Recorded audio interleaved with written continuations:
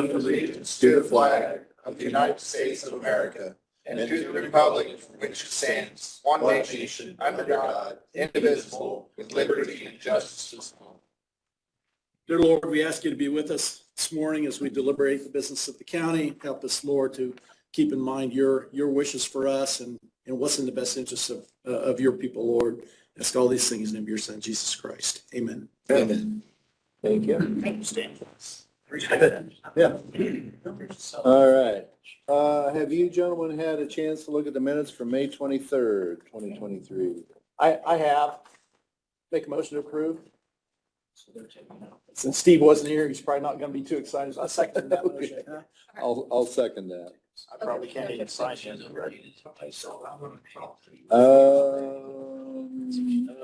We can ask Mark. I don't think I do. Probably not, since Yeah, I you, would think probably not. I mean, if you'd have attended remote, but otherwise didn't. not. Yeah. Okay, so in the. Yeah. I wasn't as disciplined as you and Stan. You and Steve. My times are coming. All right. Tony, do you have anything for us? I had a few things, actually. When do we get this checked? Because this is the one that hasn't closed yet, right? Get this right here. So. Act, We don't have to get should to the have problem. this as a separate check, or you can use it together with this? First thing I have is payroll AP claims, which is all the benefits and so forth that we report following the payroll claims report the previous week, which, as you know, state board required the last time we were on in 21. So that is what that is in the amount of $327,825.48, $327,825.48. All right. So move. Second. All right. Okay. And next, Allied Weekly Health Insurance claims. And those are in the amount of $74,192.68.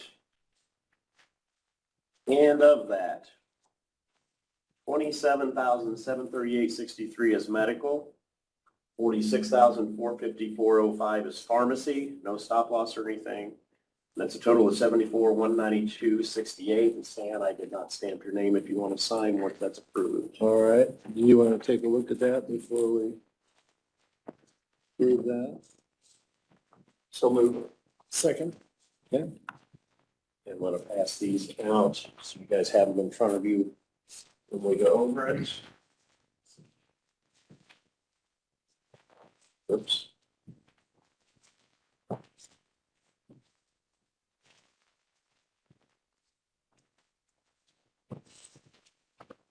Okay. Next, we have the animal shelter report, monthly animal shelter report that was submitted by Mike and Cindy Heiser. And I just gave you that report.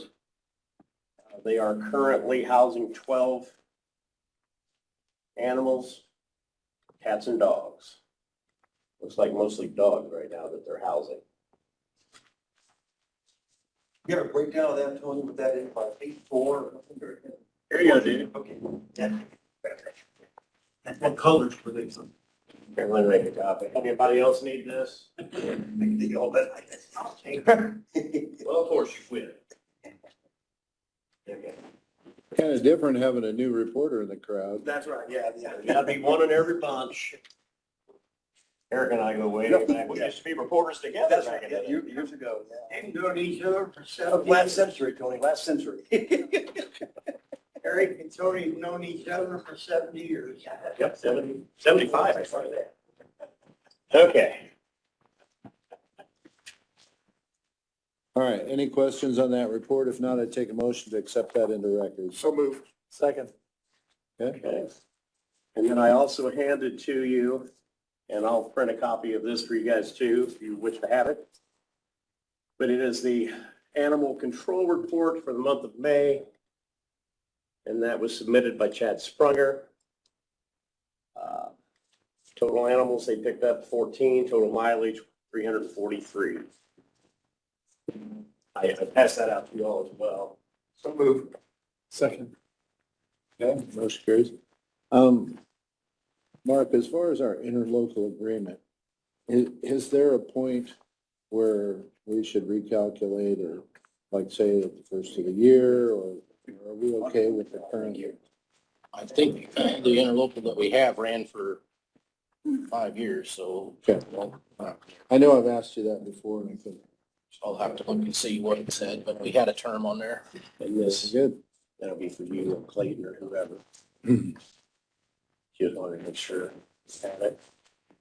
Okay, the final thing I have is something that I have actually discussed with HR and with you all. And I took advantage of State Board of Accounts being here. I personally went to them and asked if this was possible, how we could do it and so forth and so on. It has to do with moving the HR position into the commissioner's budget since the HR coordinator reports to the commissioners. And they said that's perfectly fine. It just needs to be approved in a public meeting.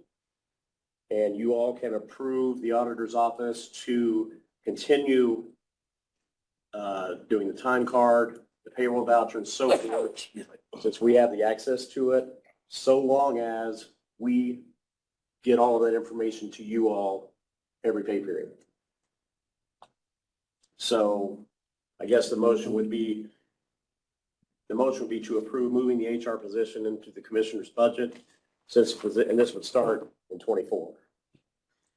Into the commissioner's budget since the position reports to the commissioners, and to authorize the auditor to continue approving time card and payroll voucher so long as that information is emailed to the commissioners.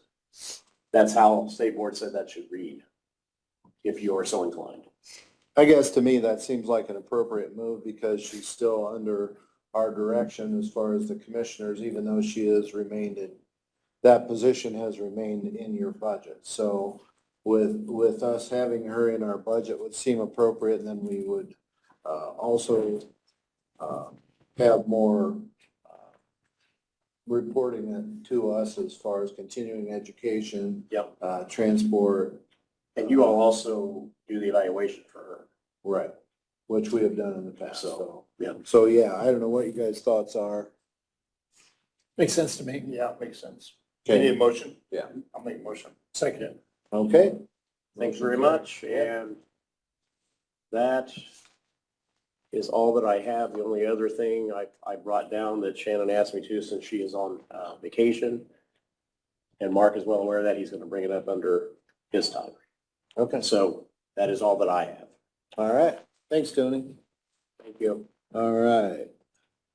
Highway Department.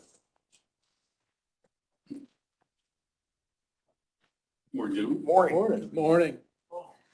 Not much this morning, just kind of updates. Start with our dust control. Will be, had some things go awry this week, so we're going to plan on spraying our first round of dust control next week. And then normally we let that sit a week and spray the second round. Planning on next Monday, Tuesday, be spraying that, so. Is that weather dependent? It is, it's better. It doesn't matter if it rains before, but we don't want it rained on. Okay. Otherwise, it tends to run off in the side ditch, and so that causes another catastrophe. Before it gets hard. Yeah. Also, update last week, asked for permission to go look at dirt loader. We were able to purchase that. Believe it or not, I almost reached out to, I was just so curious whether we were able to get that or not. It Yep, seems we like were such able to a- get it. I negotiated the price. They wanted $170,000 for it. I negotiated the price of $170,000 being delivered to Adams County Highway Department, and they agreed on that. So as soon as that goes through our claim cycle, they'll load it on the truck and bring it to us. Good. Very nice machine. It was a 2019, had 903 hours on it when I looked at it. Other than normal wear, it looks like a brand new machine. So Any idea why they were getting rid of it or what they're? they bought it to do a state job, and they got it Okay. trying to help their state, North Carolina. They decided that the way that their state worked in their area, they weren't interested in doing it. Okay. It just didn't work out for them. So we thank the Lord we lucked out. We got us a good one, and shouldn't have to worry about it as long as I'm. If it lasts Very as long good. as the other one, we're in The good other shape. one was 69, wasn't it? Yeah, 69 or 70, something like that. So if this one lasts as long as that, we're in good shape. Yeah, And that's all I have, All right. unless you gentlemen have anything. very good. Okay, thank you. All right. Thanks, Paul. 69, that was my wife. So year she was born. All right. Rick's not here yet. I don't know if he's here today. Anybody's seen him? I saw him earlier. He was in here earlier. Might be helping with the elevator stuff. He'll probably be down earlier. Okay, Ed, did you have anything for us today? A little bit. Everything continues to roll along up in the office. We have collected all that we know we're going to get, other than stragglers that come in and pay late. We're at 98.10%, which is in real good, real good. So I'm happy with that. State Board of Accounts continues with their audit. We had Maureen in the office today asking a few questions. Kathy and Kim are getting the information that she's looking for.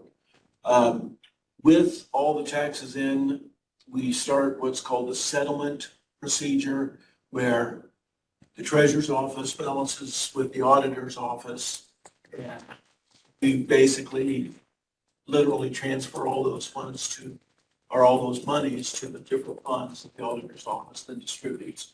The deadline for that is June the 30th. We will have that done by June the 15th or earlier. We're in real good shape. It's just every little thing that we've collected now, they have to go through and balance everything to the penny. And we got quite a bit of that already in the process, but that continues on.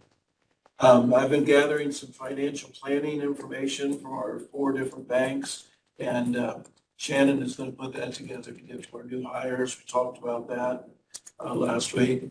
And then I understand you're going to close on the last piece of property for Golden Meadows later this afternoon. Brianna talked to Mark earlier, and we're going to get that tax stuff, all, property tax all taken care of, so you can close properly with that. And that's all. So on that, we had to pay the spring assessment, and then does the buyer pay the fall assessment? We're going to pay both of those We're gonna pay both for of last those. year, what I understand. From last year, yeah. Yes. Is that right, Mark? Yeah, we're paying the 22 pay fall out of closing today. So we're have that check Right. cut and everything today. So Okay, very good. things are rolling along. The elevator's not been an issue. We appreciate Rick taking care of all that. And I think they're actually moving along from what I gather. Good. Thank you. Well, like you said, there was no good time for anybody to do that elevator, so. You made it work as well as you possibly could, though, as far as all the elderly coming up to pay their taxes. And a lot of times when they're doing that, they have to hop to the recorder's office, the auditor's office, check on deductions, maybe the assessor's office. Why are the rates the way they are? And there's a lot of questions. And so at least they don't have to walk up and down the steps to do all that. They could get up onto the right floor and then hopscotch the offices. And that's a lot easier. Yeah. All right. Well, good. All right, Rick, did you have anything for us? Speaking of elevators.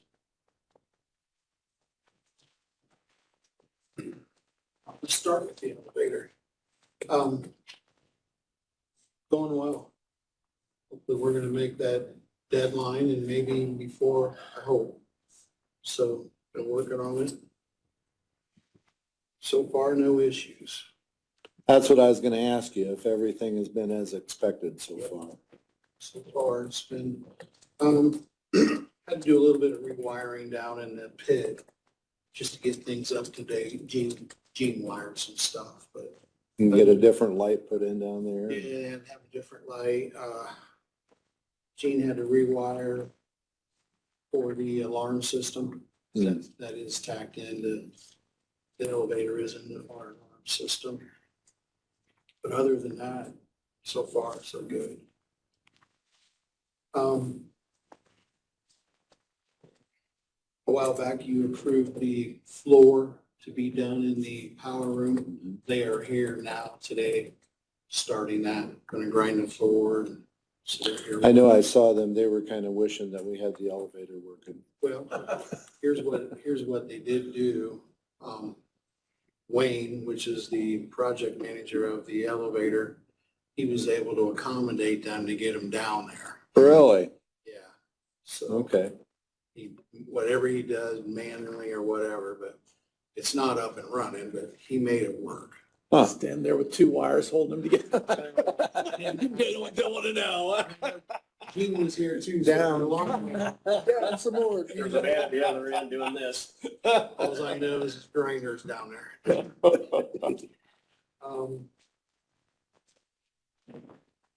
I haven't really got to look at these, and I'm gonna set with Gene. If you remember, I told you I was getting the deadline last Friday for the quotes for the generator and stuff up. I have received 3 or 4 of them now. Were those quotes for the pad too, or just for the connector from? Both Okay. pad, fencing, running it down the alley, hooking up the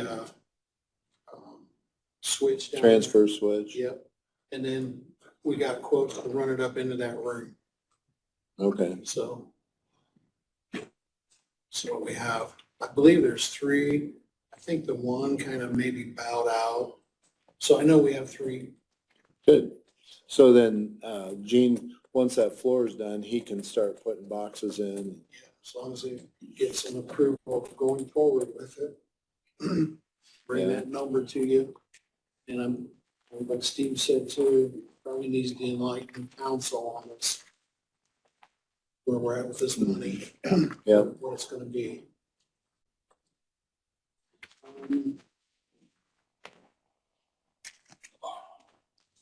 I was asked to ask you, this would be okay. June 29th and July 5th. In the past, 4-H ambassador events, they held it in here. In that time frame, it would be after hours. June 29th, July 5th. They were wanting to know if they could use this room for 4-H ambassador, whatever it means. What time of day?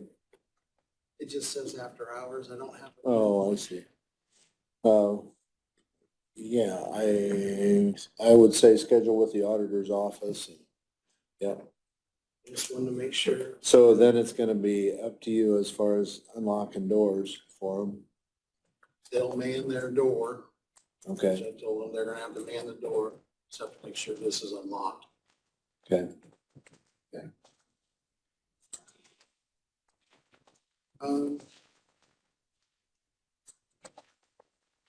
Speaking, the doors, I think I briefly have talked to Steve and Steve about this.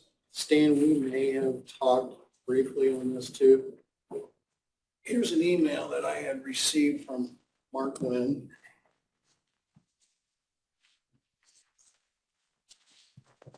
This is pertaining to the Plan Commission meeting, I believe. You're on this, aren't you, Steve? Yes. Before the new door lock system, which we put in there, they were able to double toggle it and come in. Now they can still do that. And the system will allow that. I think Bob programming all this, they didn't have that capability. And then that's where a salt bag was put in the door from that time frame that's listed. Of course, a visual driving by, that doesn't look very good. We have, whether it's a salt door, door block, whatever it is, having it open. The problem is, and I think, Steve, you even mentioned this, during that meeting, there's people that just come in and run all around the building because they can go upstairs. And this is a public meeting that they're having here. I don't know what the solution is. I don't know. Do we do you have someone man the door? Well, when they opened it with a manual key in the past, it was the same situation, right? Same thing. Yeah, did we ever have problems back then? We had people in the building. Okay, There's been people in the building, for whatever reason, straying, looking, I don't know. But they have been. well, the thing is, we're gonna continue to have after-hours meetings. So some way we need to solve that. And if that means opening those doors or manning those doors until everybody from the meeting is in here and then locking them again. It looks like it's a time frame from, what was it, approximately 5:30 to 8. Well, if their meeting is from 5:30 to 8, what if we unlock the doors for a half hour? And then by that time, everybody should be in here that's coming to the meeting. And then they don't have to be unlocked for them to get out. Yeah. I mean, I don't disagree. So, I mean, that would only be a half hour that the doors were actually on. But in public meetings, if someone, but Yeah. that's, I'm good with, I guess I'm trying to think of a way that we could actually have access. We talked about maybe rigging up some kind of a bell or something, or a buzzer or something that would alert people in here, maybe in the middle of a meeting, that somebody's out at the door trying to get in. An alternative might be, and I've not thought about this at all, Rick, is how we could create some kind of a barrier out there to keep people from going forward, but they're going to walk right by the elevator, right? So the elevator would be one thing that would be an issue. Could we turn the elevator off at night? Maybe we could, we turn the elevator off and create a gate there that could be closed that would allow people access to this part of the building, but no further. There'd be 3 gates, gate blocking the hallway going up, a gate on this stairway and a gate on this stairway. That would isolate people to this area only. They wouldn't be able to get up the steps without going across the gate then. Correct, I was saying, you get off the main hallway going up to the main steps, but then you have to also create 2 gates on the 2 back stairways. And then it would isolate people only coming into basically this room. I guess we'd have to think through, does that create some kind of a safety issue for somebody that's up in the building and the gate gets closed and I can't get out the building, and we got all kinds of things there to think and through. if but- you were upstairs, the destination that he's talking about, I mean, you could go down, you could get down and go out another way. Out the other doors, any of the other doors are. And this just popped in my head. I don't know why, but it did. The only other thing, if there was a door over here by Mark, you don't even go in the building, you'd have a door right there. You'd have a door right here that Yeah. can come into this meeting. Right into here. this meeting, and And then whoever would come into this meeting, you still could go to the back, but they're in this meeting, they're in this meeting. maybe, I don't know. maybe something good for the safety committee to kick around. I don't know whether that's a safety committee question or not, but But I know they're gonna have another meeting maybe before we come up with something.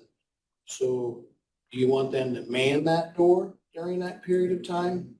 I think Mark brings another employee in to man it, or do you want this half-hour window until we can get a better solution, or? Well, if you gave them the half-hour window, that would limit the amount of time that people could come into the building, but it would still be appropriate for. Steve, is Coming there to the 2 meeting. different meetings? Yes, BZA is first at 6, Okay, so then and the you, second meeting starts at 7. is half-hour, so half-hour. window. Probably 5:30, It says 5:30 to 8 here, so if I would open it up at 5:30, and and I would say they're not in here by 6. Yeah. Mike? That's 2 meetings, BZA and then the planning committee at 7. So you have to allow for 2 different crowds to come in. right, It might not be the same people. yeah. And you can't ever create a dead-end hallway that people can't escape from in this building. So, you Yeah. even if he says there's other exits, but he can't make a dead end hallway. It's, I guess I would tend to allow Would this Mark. back door going out not be a dead end hallway then? I don't know. Like, Yeah, 'cause you got two, yeah, you can go out there. And that's. Obviously, this, buildings with common, buildings built with that in mind, have that built into the design. This one did not. I guess I would allow, Mark Wynn to use his electronic key to open it for that meeting and lock it up again. That would be my, So create the double tap situation where he can disarm that What door. he had before, yeah, then it'd be his responsibility to make Right. sure, I guess. yeah, I guess that would be my inclination. Okay. Hey Stan, I can't hear too well right here with this thing. You guys speak up. What are we talking about? What's going on? We're talking about using this room for after-hour meetings and access to the building. So, what we're looking at doing is just having, since Mark Wynn is in charge of both meetings, the BZA and the Plan Commission, giving him the responsibility of opening and relocking, the 4th Street door here, so.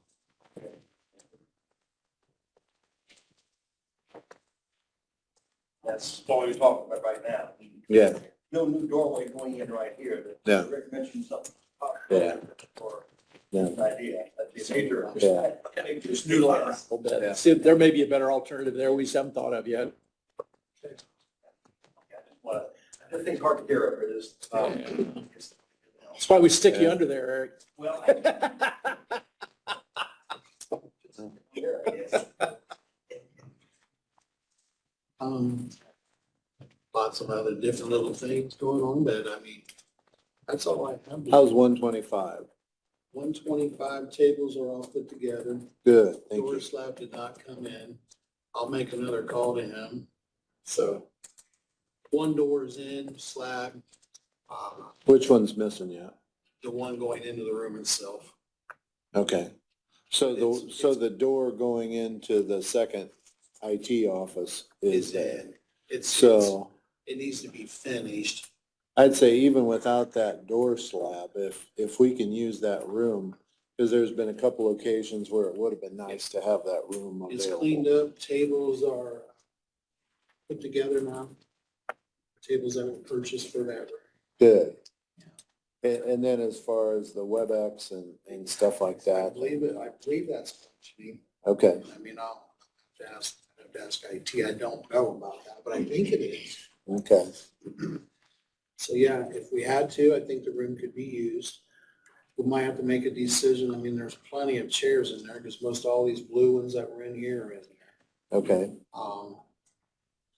There was a request form at one time, council and agent would want some of them. yeah. Let's leave them in there for right now, though. Those blue chairs, which I think there might be another, the rest of them are in there. Okay. Yeah, I would say let's hang on to those for a while and see how that room works out. All right, anything else for Rick? Yeah. Thanks for the air conditioning, Rick. Yeah, we're gonna test it this week. Did we fix that other valve then? Yep. Good. They're both running, so we'll see what happens here. Hopefully, Okay, it's gonna be 90. yeah, Rick. all right. Very good. HR is not here. All right, Mark, did you have anything for us? Not right now. Okay. I will here in a little bit. All right. Okay, so now I guess we've gone through our reports, and if there's anything from other departments, Mike, did you have anything? No, I just think to talk about the bid process afterwards. Okay, all right.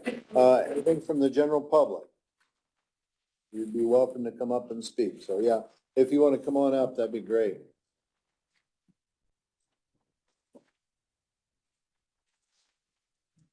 And just introduce yourself and, Yes, my name is Joseph Hedrick.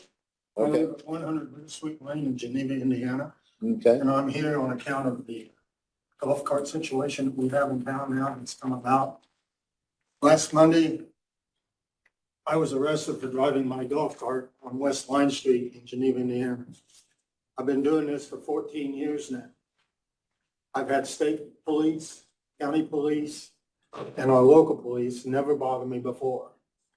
The problem I see here, the county officer that arrested me told me that that is 116.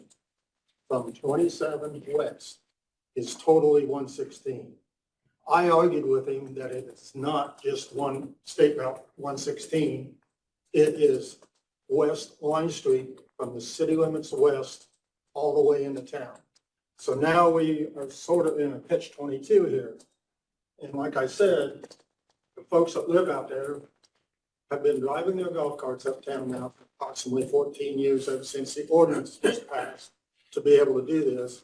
And we've always told or led to believe that we were allowed to do this, being that's our only access to uptown. The golf carts are a convenience. They also economical, so we don't have to drive our cars uptown all the time for events that go on. Less parking, you know. But I don't understand why I was stopped and arrested by this county officer. I was given a ticket. And I argued with him that the fact that that is West Line Street, every address on that street has a West Line Street address. My conjunction is I don't understand why the ordinance that was passed in 2009 to allow the golf carts on the streets of Geneva was not the town marshal at the time, why he did not contact the state police, the county police, and say, hey, this is a situation, leave these people alone. This is the only access they have to uptown. But it is against the law to drive your golf cart on a state highway, which I understand. But from west, the city limits starts at the west edge of town on County Road 200 at the west edge of the West Lawn Cemetery. And that becomes West Line Street as far as addresses go. All I'm saying, something's got to be cleared up so that they can allow our golf carts. There's a lot of people that travel that road. There's lawnmowers that run up and down that road. That street, I call it a street, I don't call it a road. I feel that our golf carts, all the golf carts are legal. They have lights, they have turn lights, they have blinker lights, they have a horn, and they have a slow moving vehicle sign. I think they're far more safer than the Amish buggies that go up and down that road. And we're far more faster than they are. but it sounds like a jurisdictional issue for sure, you know, and it looks like even on our GIS, because we pulled it up a little bit ago, you know, the GIS, and this is not the determination of jurisdiction. It shows it stopping at the west edge of Geneva and continuing on as Line Street. So, and I don't know the speed limit on West Line Street. I don't know if that's determined by the city or by the state. I don't know. So it sounds like a jurisdictional issue to me. And so I don't know how, I mean, that would have to be the bottom line as far as, is that a state highway or is that a city street? So I know we've got our sheriff. I asked him to come in and speak to this today too. So if that's something you'd like to speak to at this point? Sure. Jurisdiction is who maintains the road. Just like 27 in Decatur is 13th Street. It's still US 27. I understand. Just in Geneva, it's 116 to 27 because a state road goes from a state road to a state road. So the state road does not stop at 200 West. It goes all the way to US 27. NDOT is responsible for that road. And the state statute states that whoever has jurisdiction, the town of Geneva does not have jurisdiction over that road.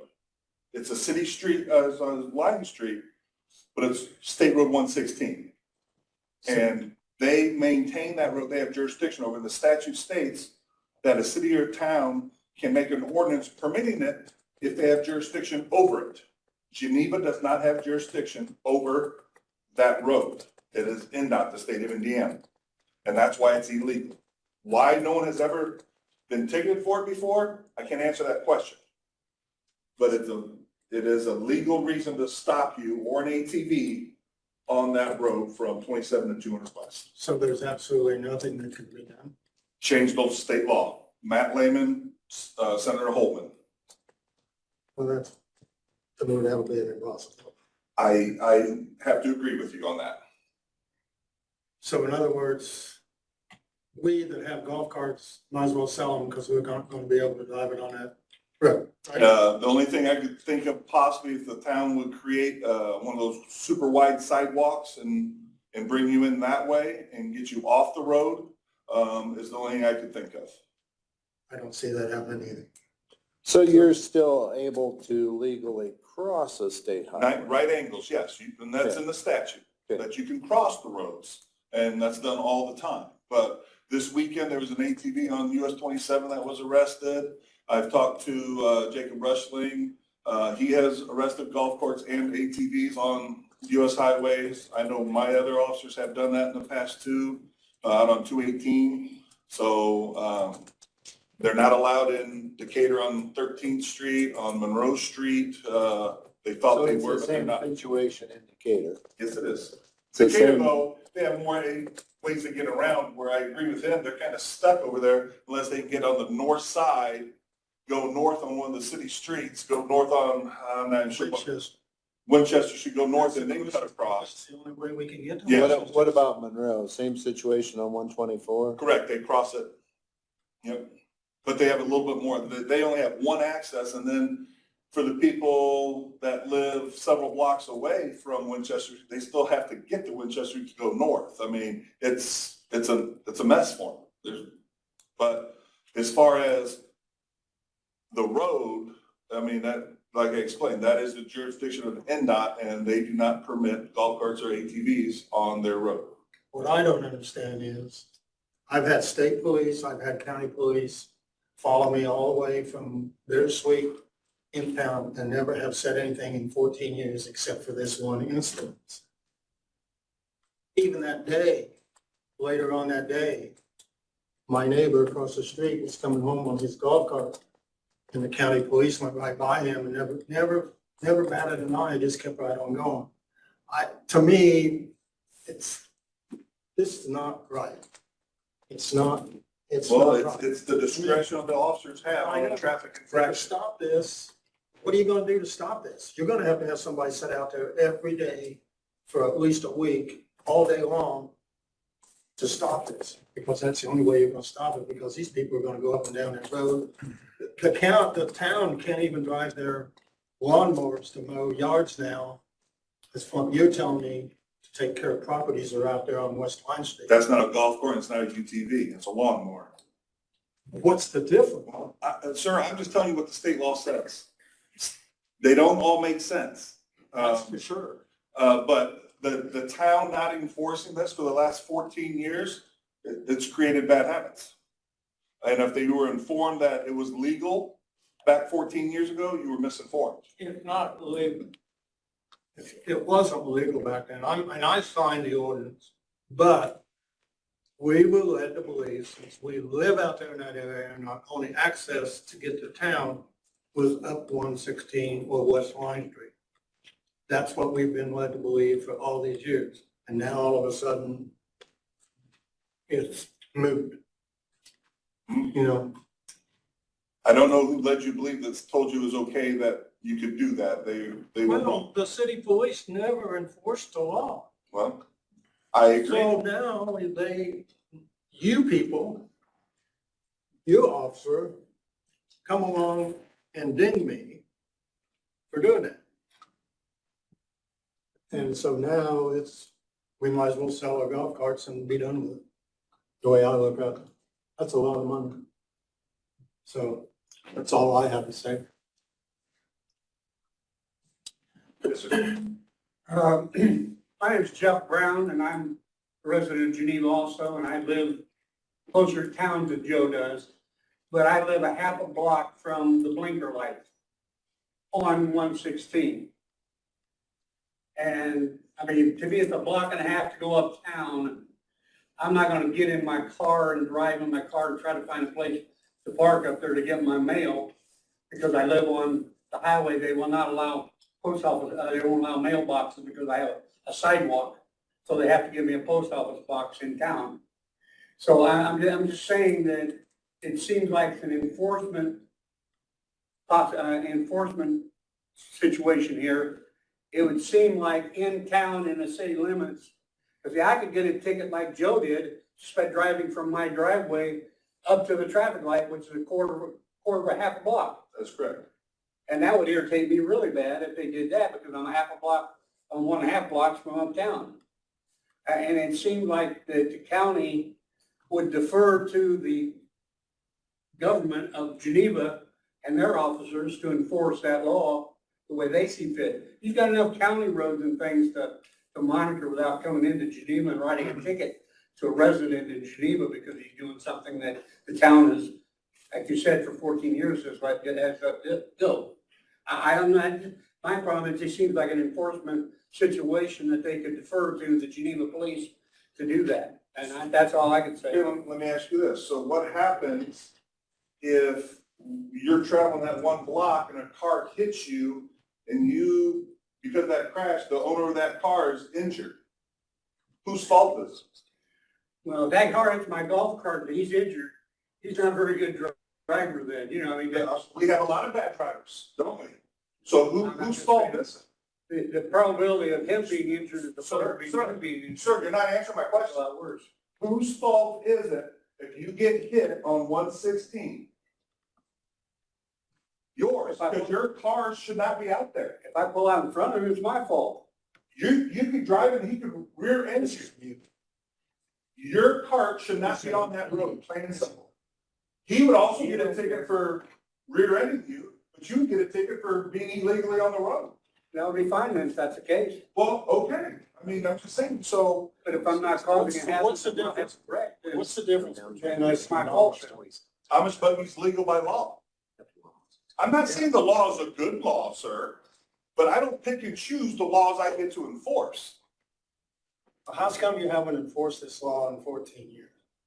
It has been enforced. I talked to conservation officers. No, it hasn't. I've never seen a golf cart arrested in West Line Street the whole time I lived there. I beg to differ with you.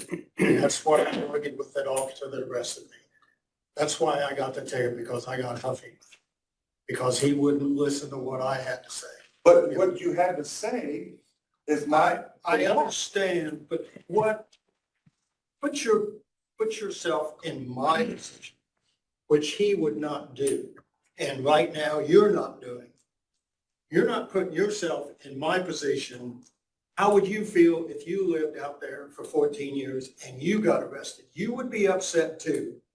Well, you told me when you signed the ordinance, you knew I it was. understood that, but we were given the idea that it was all right to ride our golf carts uptown because of the situation.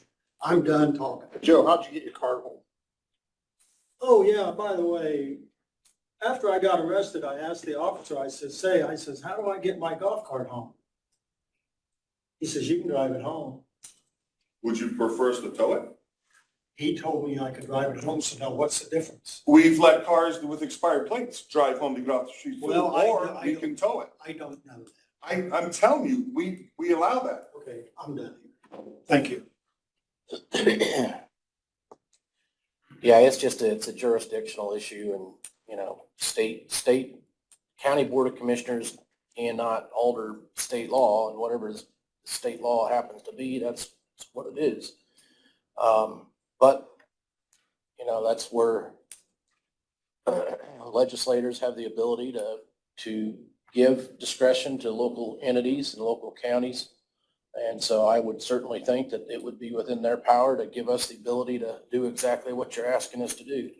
But, you know, I know when east of 27 years ago, of course, originally that was a county road way, way back. And it was actually right at the beginning of World War II, the state was out getting right-of-way for County Road 116, all the way from Geneva to Ohio. And they got that right of way secured, and that's when it turned into State Road 116 back about 15 years ago, might even be more than that. Do you remember? It was long, Tim Barkey was here, but the state of Indiana came along and said they wanted to abandon, they were going to abandon State Road 116 from Geneva all the way to Ohio. And the county said, all right, but before you do that, we want you to fix it up. We want it repaved, we want it fixed up. And so they did that project. We weren't entirely happy with it because they left some of those side ditches really steep. But they redid it, and then they turned that over to the county. They just turned it over to the county. So from 27 all the way east, that is county road, not state. From 27 west, it looks like it's state road still.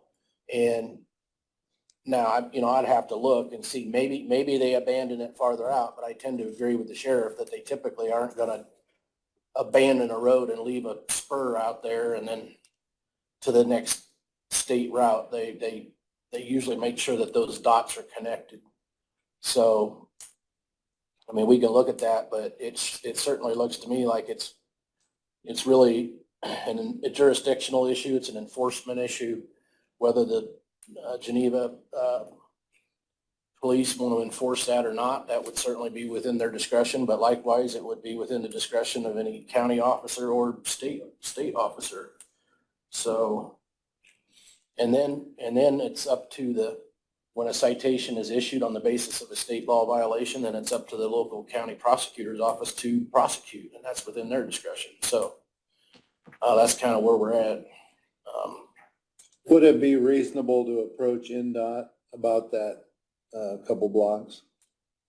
Talk to them, but my guess is if they're responsible, and from a county's perspective, you want them to be responsible for the maintenance all the way in, now if the city were to take that over and be responsible, is that possible? Would they abandon that? I still doubt it. I think they're going to say, no, we want to maintain control of our state highways. We don't want any dead ends, would be my guess. But obviously, I guess maybe I wonder if it would be reasonable for the town council of Geneva to approach NDOT and inquire about that section of road, because therein lies the difference in jurisdiction between whether it's a state road or whether it's a street of Geneva. So it almost kind of is more pertinent, between those two bodies rather than it is for the county. Where do the city limits actually end? 200. That is, okay. That is where okay. So the Geneva city limits go all the way out to 200? Yes. Is that the corner of the cemetery? Yes, it's the corner of the cemetery. I guess that would be my thought, is have your town council and your town attorney approach NDOT and inquire about that jurisdiction, and if there's anything that can be done or if there's anything that has been done. That would be the most direct route to establish. But as long as that's a state highway all the way up to 27, our officers, have the right to enforce that. From Winchester to 27, the town of Geneva is responsible for that section. So, that's what I would do, is just have your town council and town attorney. From Winchester Road to 27, the town of Geneva is supposed to fill in the potholes and everything else, because we've talked to the state and they said that's in town. So there you go, that would be. So that there, if that there, That's making a huge difference. I've talked to the state and said, we got potholes there that need to be fixed, and they said, that's town. That's town's responsibility. There you go. If you go past 200 and have your officers look, there's drop-offs like this that the state highway fixes on every other road, but in that section, they don't fix them. I mean, the stones are gone. It's right at the edge of the pavement. Now, they do run their trucks up and turn around because they got their blades on. But I do know that from Winchester on, I've talked to the state about fixing potholes in there and they said town's supposed to. And I believe Geneva's town attorney is Dave Baumgartner, is that Yes. correct? Yep. So he might be willing to approach that issue. I guess that's where I would direct my, if you want anything defined, or even if you want anything with any hopes of change, you know, that would be the most direct route that I could see is having Geneva, yeah, Mike. Is there any alley access from north and south and then No. east and west there? No. Behind them lots? Once you get so far out past the park, then there's nothing for the people on the south side. Well, it could be on the north side. Well, no, but Are you people are stuck on the south side, they're stuck once you get about 2 blocks outside of town. They can cross though, they can cross. But there's nowhere to cross to. Well, I think there's platted alleys there. Is Mark, are you looking at that plat? Is there any platted alleys? Even if they're unimproved, they can be improved if it's a platted alley. There's an easement through there. From Bittersweet up to town, there's an easement in that area. I do know that. But what does that do to the people that's beyond Bittersweet Lane? They still have no access to get uptown, you know? I mean, the NDOT has, or I mean, the CNR has made a path from town out to the swamp area. They built a bridge there so that their carts can go across that, but it ends right there. There's no other way. I guess there seems to be some question still about jurisdiction, like Steve says, if there's, the state is not maintaining that road in town, you know, maybe there is a jurisdictional question, but Sheriff, would you be willing to talk to Geneva Council and just kind of see if there's a way to approach that Yeah, maybe? I mean, You know, the just- best thing is contact INDOT and see who maintains the road. I mean, they Yeah. might allow Geneva to patch potholes and stuff, but if they would put it in writing or something that jurisdictional from Yeah. here in is Sure. the town's responsibility, then I think it's a mute issue at that point. Yeah, Even though it's designated as 116, because they're never gonna lose that designation, because they said they have to end and begin at state roads. So I know it has to go to 27. But if they put in some type of agreement that from 200 or whatever in is maintained by the town, and that Yeah. fixes that legalese, then we have no issues. would you be willing to, speak with Dave Baumgartner and just kind of clear that up and just make sure I'll what give the Agnes a call, jurisdiction? see if I can get a meeting with Agnes and Yeah. Dave and see if we So, can get some clarification, because I've never Yeah. heard of that before. Would you get back with me then? Yeah. yeah. And by the way, I've drove 3 miles over the speed limit for years and never got a ticket, so I'd like to change the speed limit too. I can help you out with the ticket. But, You just admitted to a public meeting. Make it retroactive. It's being recorded. Yes. uh, Yeah. I think But maybe, no, I mean, I've never heard of. but I mean, that seems, Municipalities do that, like, you can't touch their. that seems like the most direct route. And Yeah. not responsible, so, yeah, I'll get with Agnes and. I mean, the Dave. town of Geneva even paints the streets there. Yeah, They paint the lines? They paint, the town of Geneva paints all the lines from Winchester on. yeah, See, that could be a game changer. yeah, It really could be. so, Because normally that's never allowed. So, yeah, I'll get with Agnes and Dave, see if we can get a meeting set up here in the near future. And the only thing I can say to you guys is, you're gambling.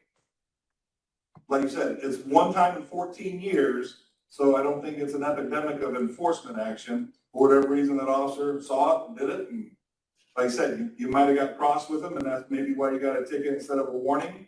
And I don't know what the prosecutor's gonna do with that. They can defer it. There's a lot that the prosecutor can do too.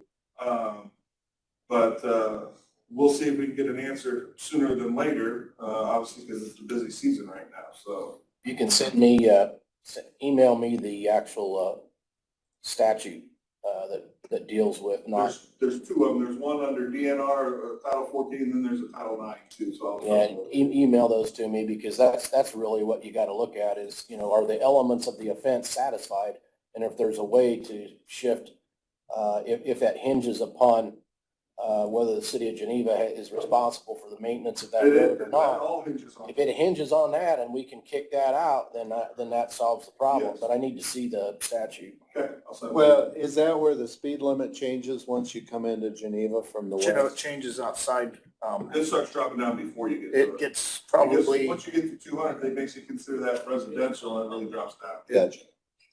But they don't enforce the speed limit. State or county, city, state, county, they don't enforce the speed limit out there. I got cars in my house, 60 mile an hour. Trucks, motorcycles. I had a motorcycle this morning, and I bet he was running 80 mile an hour when he found my house. I complained. Done very good. The state doesn't even take care of the road. The road's terrible. All right, well, it sounds like we've got an avenue to look into the jurisdiction on that section of road. So I appreciate you coming in and I appreciate the conversation. But at this point, the sheriff is resigned to, enforce the laws as he sees them. So, I certainly will not fault him or his officers for ticketing offenses that he sees. Hey, Dan, one quick question. What road was that ATV on when he got arrested, the ATV? What highway? This weekend? Yeah. US 27. 27. Didn't get the highway.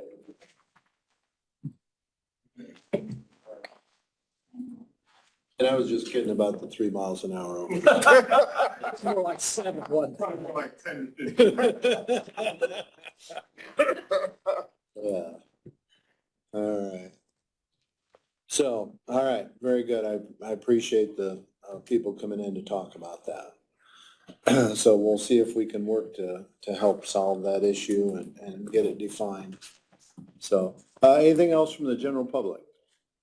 I've got resolution here, so.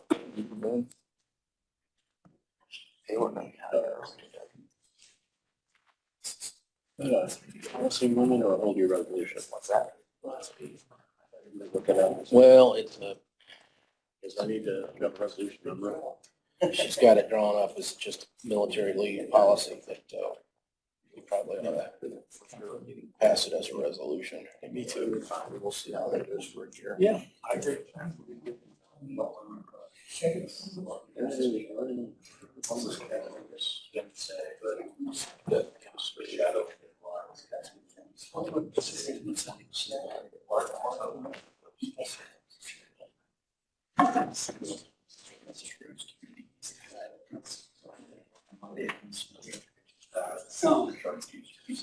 I got rid of that number 14. Resolution number 14. Okay.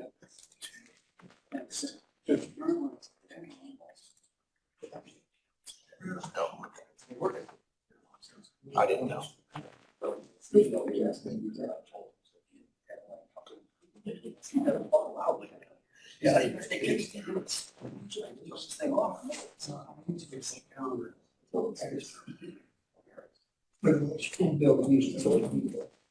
You'll have a chance to look through the revised resolution or the revised military leave policy. Yeah. And send it out to everybody.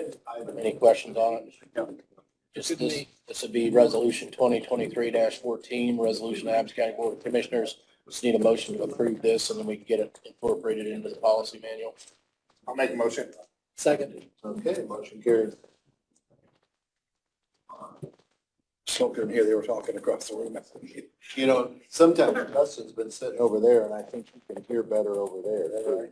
So. Was it that air Sets over there. It's farther away from here than it's farther. Yeah. But these microphones should pick us up, Eric. I No, mean, they that's the plan. They don't pick it up at all. What's this resolution for, Mark? It's just updating our military leave policy for the county employees, so you can have a copy of it. Oh, military, that's okay, just the military leave policy, okay. Yes, I don't have to have much beyond that. Other when they leave work to go to training or something like that, Right. okay, whatever it is, National Guard or whatever, Army or whatever, okay, I see. That's good. That's what it is.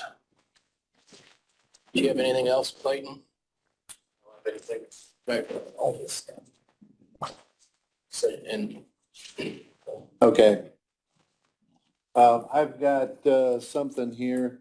As you know, we've been having a judicial facilities study committee, and we have been working with Elevatus Architecture since March of this year, and they have been conducting interviews with different departments in our judicial system. They have been doing research, measurements, and tentative proposals.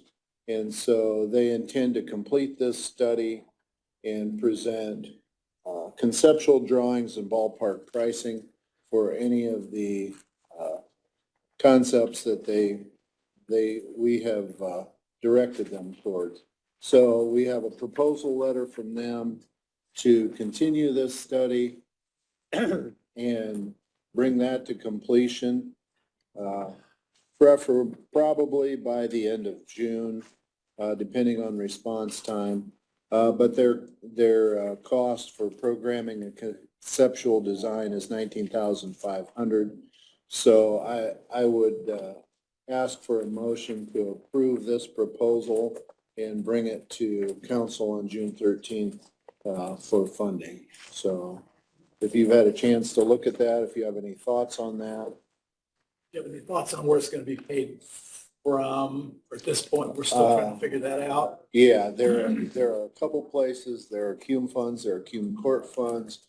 There are also funds from the benefit of the farm sale, but that's why I'd like to bring that to county council and have them approve the amount and make a decision on where that would be paid from, because we don't have any line items in our commissioner's budget that would satisfy that.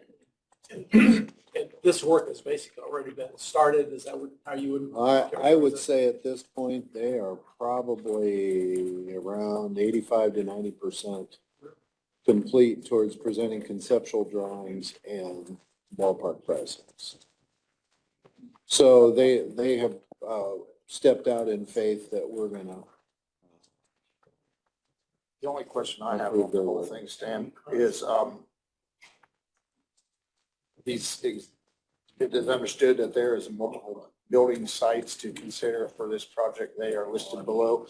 Are we have confirmed that it's gonna be in one of those places? There's nothing confirmed yet. What we've done, we've kind of taken them towards a direction, or the committee has taken towards a direction and kind of has some consensus on what they would like to work on. But this is just a study committee, and the intent is to bring a recommendation to commissioners and council. So But no, there's not been no finalized where we're going to do this at. nothing finalized. And the study has value in itself just because they came and studied every single department and just looked at staff as well as space needed generally. So the study itself, even if nothing comes of this in the coming years, we at least have that study of, they can look and say, you know, community corrections takes this much space will need allocated for them. So there's a lot of value. I was just curious if that's was Yeah.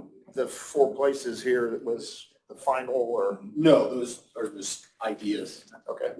Yeah. Yeah, because initially when we started, you know, there was just a lot of options out there. I'll make that motion. So, Second.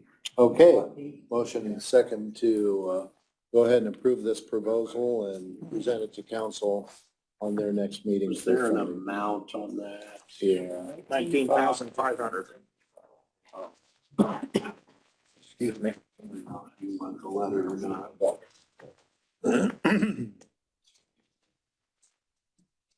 You need a copy of it? You need to make a copy? No, I got something. You got a copy? Yeah. Just scan it and keep it. That's good.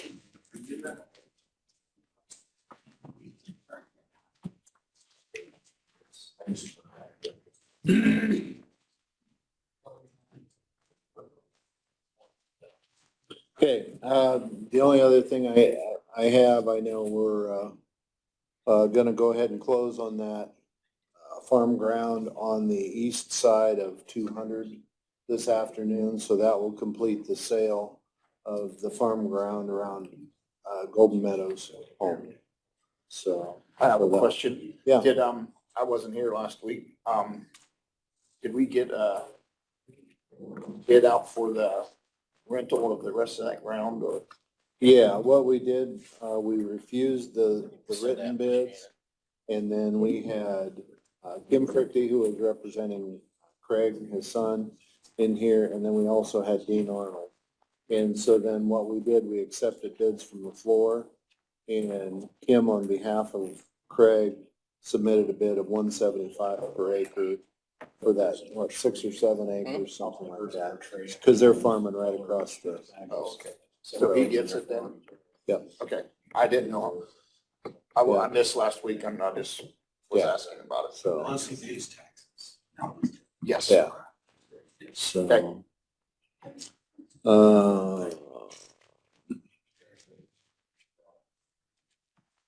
Sorry about that. Yeah, no, that's fine. That was good to clear that up.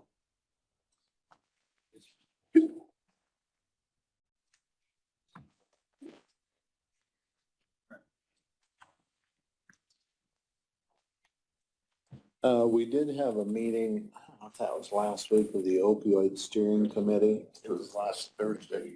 Last I wasn't Thursday, here. yeah. And so that was well attended. There was, Tony and Bree were there, and along with Ian Gilbert. both judges, Ian Gilbert was there, Jack Odell, Danielle Reed from Child Protective Services. Jeremy Brown was there to discuss, and we had discussions about mental health, transitional housing, and rehabilitation housing, and kind of found just a little bit of direction on how to move forward with that. So that was just a good meeting. I mean, no decisions, no recommend, no nothing. It's just good discussion. So Do we have any money in yet on that? Are we still waiting on money? We or have waiting money on in there. numbers? We have money. Our office is waiting on restrictive and non-restrictive uses. What is allowable? If somebody sends us a claim, are they authorized to be able to send us the claim? Do they have to be a certain department? Do they have to be in a certain, Do you know the amounts offhand that we have? not right offhand? Okay. Are these gonna be, kind of like ARP, get a little looser? We're gonna get some every year for several years. It declines as it goes. And there's more in one than there is the other. Obviously unrestricted, pretty much use it for anything. The restricted is what we have to get clarification on. I don't even know if the state or some of the state people don't know yet. It's kind of like that final interim rule that kept changing along the way. I could get that, if you want to come up to the office before you head home today, Bree's got those numbers up there. Okay. It's like 100, I don't remember. Stan, do you remember off the top of your head? I'm trying to find Because her. I sent them to you. I sent them to Stan on an email, I think. I can't remember. I might be able to find it here. I didn't retain it. Okay, Fund 1237, restricted opioid, 116,847.83. Unrestricted, 49,820.50. That's as of May 18th. I'm pretty sure they said it's not use it or lose it, so if you don't use it in the course of a year, you don't lose it. Did you get that 116,487 and Yep. 49,820? So they're looking at the uses, who can authorize it, what they want to use it for, and so forth and so on. So the unrestricted, it just went into general fund or? Well, it's in a specific fund. It's in the specific 1237 and lines. 1238. So, So anything, it will have to go in and out of that. Like when a claim comes in, we'll pay it out of that. Okay. We just want to make sure, when state board is here, so we might even talk to them about if they know anything yet about authorized uses and so forth and so on. one of the reasons I kind of gathered that committee was just because I thought those were the people that are dealing with our opioid crisis. So I think it'll be a commissioner's decision on how where that goes. But in my mind, I would like to look to a recommendation from that group to help us figure that out. So that's, and then Ian's kind of heading that group up at this point. Good. So, It will also be your decision at some point, once the county decides, the health department decides whether or not to opt into the state money. yeah. Oh, yeah, that would be another thing. I did meet with the health department staff the other day, last week. And so we are having to make a decision to opt in or opt out by September 1st. And so at some point, I asked them, if we're going to opt in, we need to have a blueprint of what that looks like budget-wise, staff-wise, and facility-wise. So I asked them to kind of lay out a little bit of a blueprint along with the recommendation. So we would maybe look for that in July or August, recommendation from the health department. So, because that amount of money would change all those things. It'd change budgets, change facilities, and change staffing. So, Carla Marble came down and talked to us about a possible grant out there for a school liaison, as in regards this issue. And if they and get that's a that, separate grant. that's a from- separate grant, but It's it would pay different for money. part of what's required under the other. Sure. If they can get the grant, then that other money could be used for something else besides that. Good. Don't know where she's at on that. I think they're just waiting to see if they receive that grant or not. So that's on the table as well. And then the other thing that I wanted to get direction from the commissioners, I think the discussion had been regarding the county insurance, not health, but the county overall. Department of Casualty Insurance, whatever. Yes. There was some thought at, when that was done, that you would seek a broker to handle, the stuff that we, the auditor's office, and you guys do, and instead of all of us doing that legwork, this insurance agency would be that broker to do all the legwork, and every year would present the best price, whichever company it was. I believe I said that correctly. So I need to know at what point you would like me to contact those agencies. I think there's 3 in the county, Hill Group, Bixler, and Graver. So I'll just wait for direction on that as to when you think we should notify them to be getting prepared. I think if we're going to do that, I mean, you do that sooner than later, because they'll be the ones then that would go to the market and actually bid the business. And one of the reasons that I brought that up and thought that we should open that up was that we've been with the same broker for years and years and years. I don't know how many years, but as long as I'm aware of. And that brokerage has actually been sold and changed hands several times and is no longer a county-owned brokerage.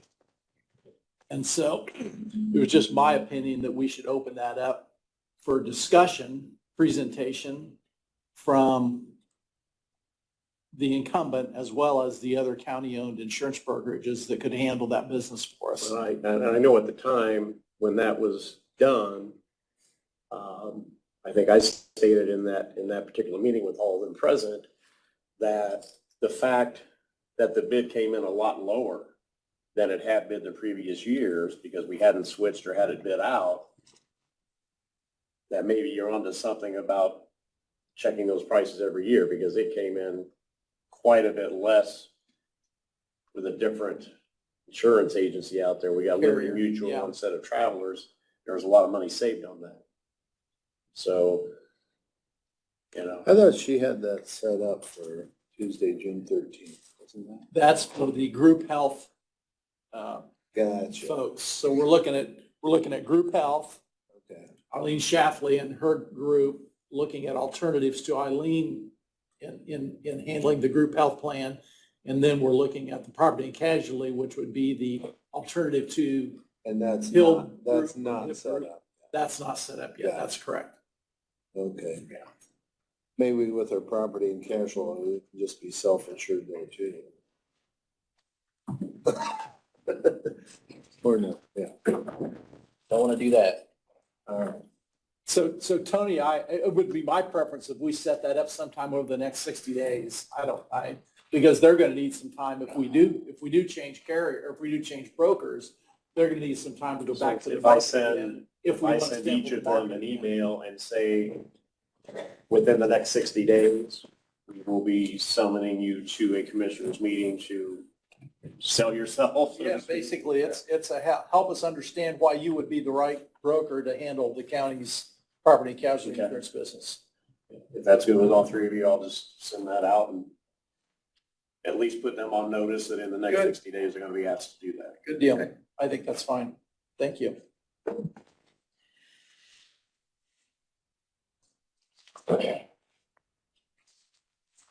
And I think in both of those cases, it's not because I personally feel either one of our current representatives have not done a great job. I think periodically you have to go to the market and look and see what's out there. And part of that is who's actually representing you in the market, broker or designer or whatever. And then you have claims experience that sometimes catches up with you, but every once in a while you got to go out and see who will sharpen the pencil. And you want to avoid gaps in coverage, obviously. I've got some information for you, Mike, here after the meeting on this deed question, so. All right. Anything else? Not for me. Okay, anything else from the general public? All right, Make a motion to adjourn. Second. all right, so moved. Second.